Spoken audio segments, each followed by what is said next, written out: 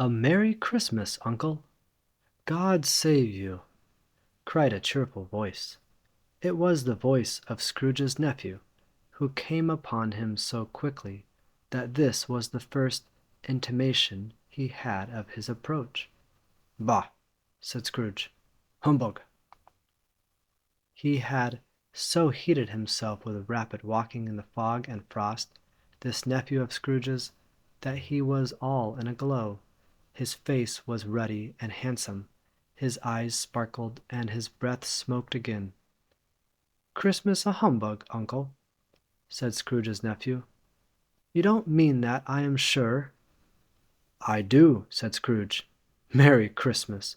What right have you to be merry? What reason have you to be merry? You're poor enough." "Come, then," returned the nephew gaily, "what right have you to be dismal? What reason have you to be morose? You're rich enough." Scrooge, having no better answer ready on the spur of the moment, said "Bah!" again, and followed up with "Humbug!" "Don't be cross, uncle," said the nephew. "What else can I be?" returned the uncle, "when I live in such a world of fools as this? Merry Christmas! Out upon Merry Christmas! What's Christmas time to you but a time for paying bills without money, a time for finding yourself a year older and not an hour richer, a time for balancing your books, and having every item in 'em through a round dozen of months presented dead against you?" "If I could work my will," said Scrooge indignantly, "every idiot who goes about with Merry Christmas on his lips should be boiled with his own pudding and buried with a stake of holly through his heart. He should." "Uncle!" pleaded the nephew. "Nephew," returned the uncle sternly, "keep Christmas in your own way, and let me keep it in mine." "Keep it!" repeated Scrooge's nephew. "But you don't keep it." "Let me leave it alone, then," said Scrooge. "Much good may it do you, much good it has ever done you." "There are many things from which I might have derived good, by which I have not profited, I dare say," returned the nephew. "Christmas among the rest. But I am sure I have always thought of Christmas time, when it has come round apart from the veneration due to its sacred name and origin, if anything belonging to it can be apart from that, as a good time, a kind, forgiving, charitable, pleasant time, the only time I know of, in the long calendar of the year, when men and women seem by one consent to open their shut-up hearts freely, and to think of people below them as if they really were fellow passengers to the grave, and not another race of creatures bound on other journeys. And therefore, uncle, though it has never put a scrap of gold or silver in my pocket, I believe that it has done me good, and will do me good, and I say, God bless it." The clerk in the tank involuntarily applauded. Becoming immediately sensible of the impropriety, he poked the fire, and extinguished the last frail spark forever. "Let me hear another sound from you," said Scrooge, "and you'll keep your Christmas by losing your situation. You're quite a powerful speaker, sir," he added, turning to his nephew. "I wonder you don't go into Parliament." "Don't be angry, uncle. Come, dine with us tomorrow." Scrooge said that he would see him. Yes, indeed, he did. He went the whole length of the expression, and said that he would see him in that extremity first. "But why?" cried Scrooge's nephew. "Why?" "Why did you get married?" said Scrooge. "Because I fell in love."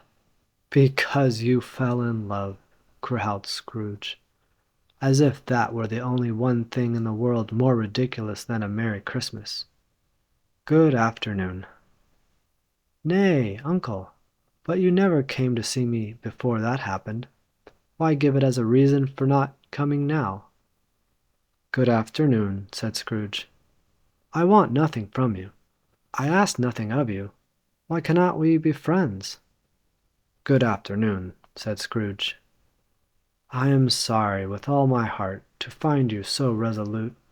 We have never had any quarrel to which I have been a party, but I have made the trial in homage to Christmas, and I'll keep my Christmas humor to the last. So, a Merry Christmas, Uncle." "Good afternoon," said Scrooge. "And a Happy New Year." "Good afternoon," said Scrooge. His nephew left the room without an angry word notwithstanding. He stopped at the outer door to bestow the greetings of the season on the clerk, who, cold as he was warmer than Scrooge, for he returned them cordially. "There's another fellow," muttered Scrooge, who overheard him. "My clerk, with 15 shillings a week, and a wife and family, talking about a Merry Christmas. I'll retire to Bedlam." This lunatic, in letting Scrooge's nephew out, had let two other people in. They were portly gentlemen, pleasant to behold, and now stood with their hats off in Scrooge's office. They had books and papers in their hands, and bowed to him. "Scrooge and Marley's, I believe," said one of the gentlemen, referring to his list. "Have I the pleasure of addressing Mr. Scrooge or Mr. Marley?" "Mr. Marley has been dead these 7 years," Scrooge replied. "He died 7 years ago this very night." "We have no doubt his liberality is well represented by his surviving partner," said the gentleman, presenting his credentials. It certainly was, for they had been two kindred spirits. At the ominous word liberality, Scrooge frowned and shook his head, and handed the credentials back.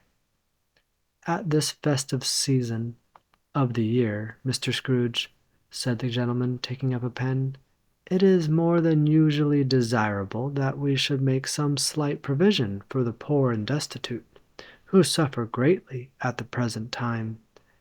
Many thousands are in want of common necessaries. Hundreds of thousands are in want of common comforts, sir." "Are there no prisons?" asked Scrooge. "Plenty of prisons," said the gentleman, laying down the pen again.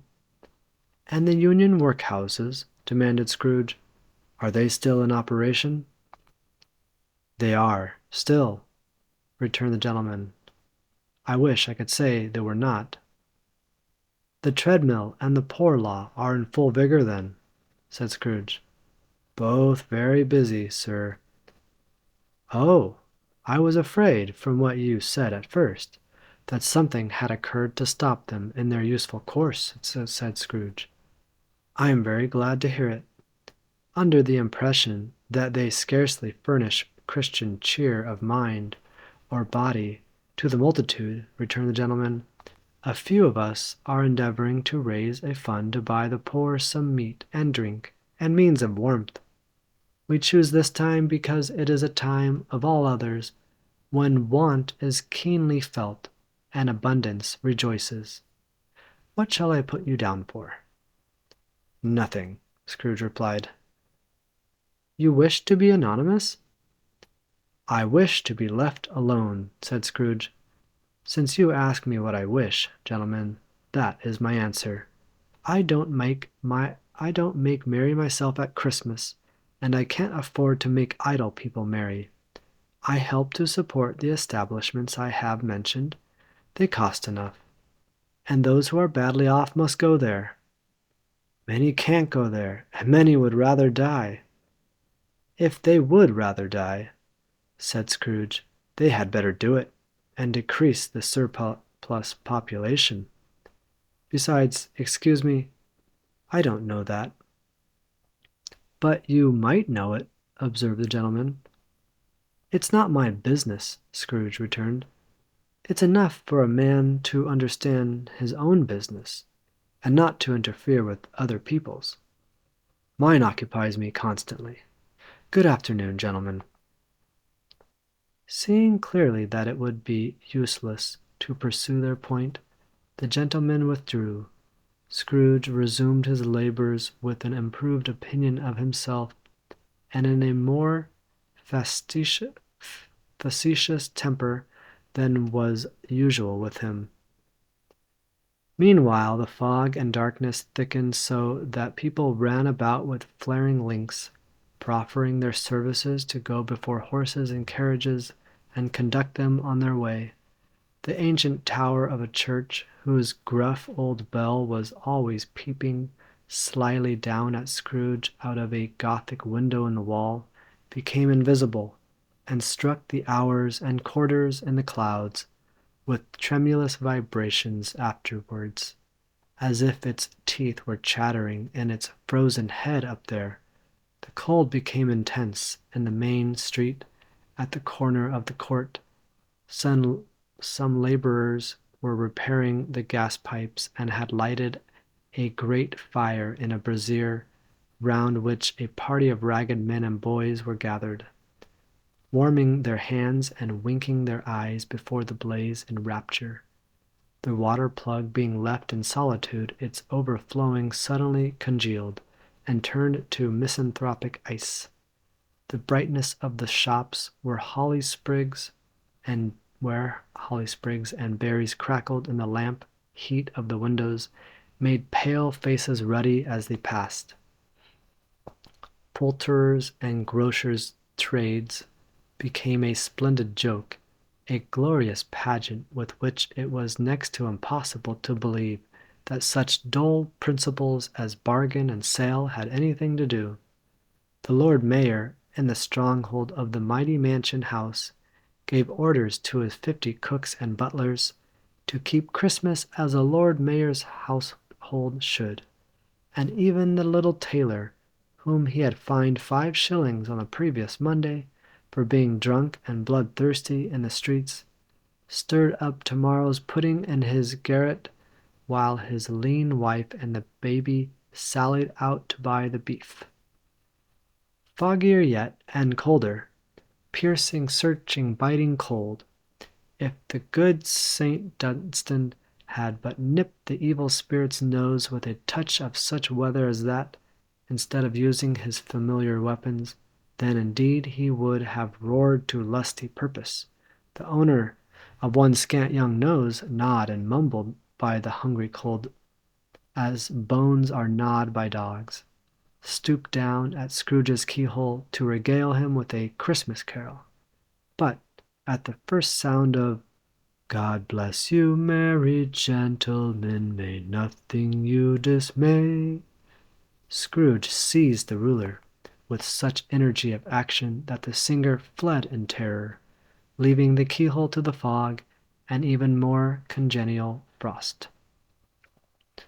At length the hour of shutting up the counting-house arrived.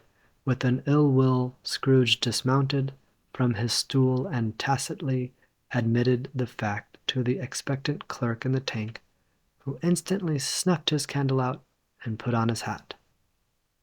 "You want all day tomorrow, I suppose," said Scrooge. "If quite convenient, sir." "It's not convenient," said Scrooge, "and it's not fair. If I was to stop 1/2 crown for it, you'd think yourself ill-used, I'll be bound." The clerk smiled faintly. "And yet," said Scrooge, "you don't think me ill-used when I pay a day's wages for no work." The clerk observed that it was only once a year.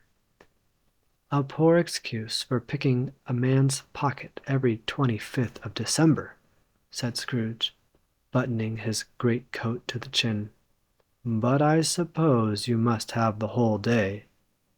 Be here all the earlier next morning." The clerk promised that he would, and Scrooge walked out with a growl.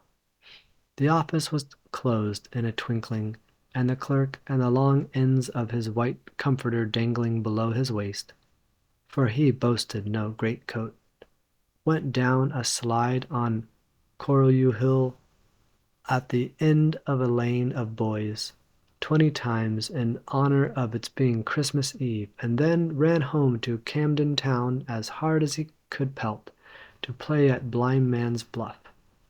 Scrooge took his melancholy dinner in his usual melancholy tavern, and having read all the newspapers and beguiled the rest of the evening with his banker's book, went home to bed. He lived in chambers which had once belonged to his deceased partner. They were a gloomy suite of rooms in a lowering pile of building up a yard, where it had so little business to be, that one could scarcely help fancying it must have run there when it was a young house, playing at hide and seek with other houses, and have forgotten the way out again. It was old enough now and dreary enough, for nobody lived in it but Scrooge, the other rooms being all let out as offices. The yard was so dark that even Scrooge, who knew its every stone, was fain to grope with his hands. The fog and frost so hung about the black old gateway of the house that it seemed as if the genius of the weather sat in mournful meditation on the threshold.